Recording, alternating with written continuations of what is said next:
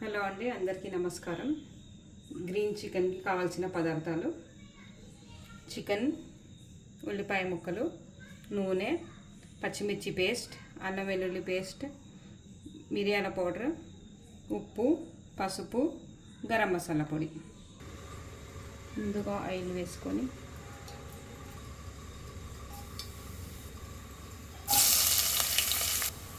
ఉల్లిపాయ వేగిన తర్వాత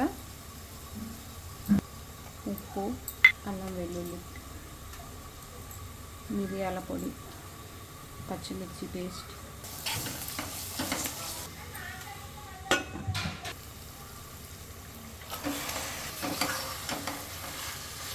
ఆన్ करके